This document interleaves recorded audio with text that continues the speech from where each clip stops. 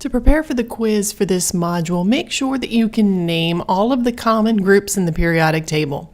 For example, group 1 is known as the alkali metals. Group 2 is known as the alkaline earth metals. These metals, 3 through 12, these are called the transition metals. Over here, number 17, these are called the halogens. And number 18, these are called the noble gases. So make sure you can not only pick them out of a group, but make sure you know how to spell those names. So let's move on to some of the problem solving. You'll need to know how to name or give the molecular formula of each of these compounds. Now for number 1, this is an ionic compound, and this is called calcium chloride. Number 2 is a covalently bonded compound. And I know that because an ionic compound is made up of a metal and a nonmetal, but a covalently bonded compound is made up of nonmetals. So this is xenon hexafluoride. Number 3, cobalt phosphate. Well, cobalt makes a +2, and phosphate is PO4, and phosphate makes a 3-. So in order to make this make sense, I must have 3 cobalts and 2 phosphates. Let's see if I can get over here. Because phosphate is a polyatomic anion, it needs to be in parentheses in order to show more than one. And for this one, nitrogen dioxide, that is NO with the subscript of A2. Now I put this one in here on purpose. This is nitrogen dioxide. This is not nitric oxide. Nitric oxide is a common name. We are only naming things with the IUPAC binary rules. So you would need to name that as nitrogen dioxide. Number 2, we're going to complete these statements with the trend of ionization energy. Now I need you to make sure that you can identify trends for all of the trends that we've discussed, be it atomic radius, ionic radius, I believe was discussed, electronegativity, ionization energy, and whatever else we discussed. But ionization energy will increase as you go up a column, and it increases as you go from left to right. It follows electronegativity that way. Number 3, so saccharin is this big molecule. It's an artificial sweetener. And the question asks how many grams of carbon are in 0.743 moles of saccharin. So we're given our 0.743 moles of saccharin. And we're asked to find how many grams of carbon. So the first thing I'm going to do is convert my moles of carbon, or moles of saccharin. So in 1 mole of this compound, I have 7 moles of carbon. The question asked for grams of carbon, and I know that 1 mole of carbon has a mass of 12.01 grams.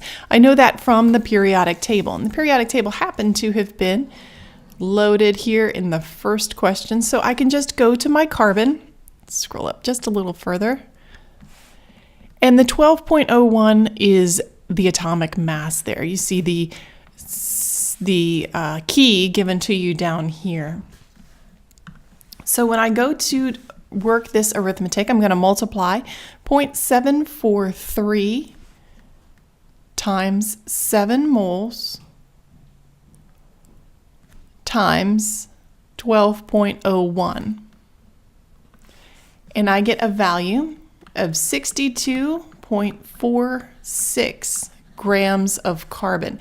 Now there were 3 significant digits in my original problem. Scroll back down. Do I have any instruction? It specifically says to the nearest tenth. So I would report 62.5 grams here. And number 4, we're going to determine molecular formula from a compound, determine to have this composition. Now I chose this problem specifically because you have to go through the empirical formula step. So there are some empirical formula problems on the quiz, but also molecular formula problems. So when we have a percent composition, we can look at that as if it is grams in a 100 gram sample. That's how you can look at a percent.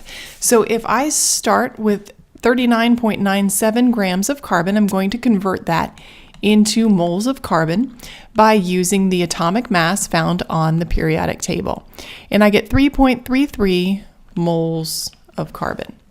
So with the same idea for hydrogen, 13.41 grams of hydrogen. 1 mole of hydrogen is 1.01 grams of hydrogen. I find that I have 13.3 moles of hydrogen given this composition. And for nitrogen, again, following suit, 46.62 grams of nitrogen. 1 mole of nitrogen is 14.0 grams. So I get 3.33 moles of nitrogen. Now I can make that pseudo-empirical formula. So I have my C with my 3.33, I have my H with 13.3, and I have my N with 3.33. I'm going to divide everything through by the smallest value, the smallest molar value I have in order to get the ratio. So my C and my N then becomes 1, and my H here, this is going to become 4. The value I actually get is 3.99, but that's close enough to be able to round it. So this is my empirical formula.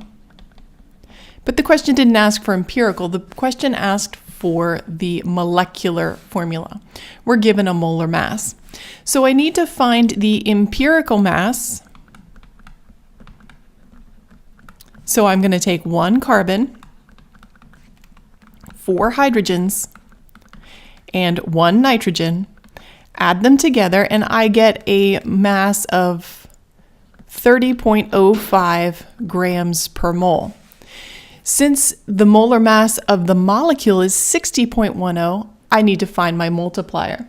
The mathematical way to find that multiplier is to take the molecular mass, divide it by the empirical mass, and that gives you your multiplier. Now my multiplier here is 2.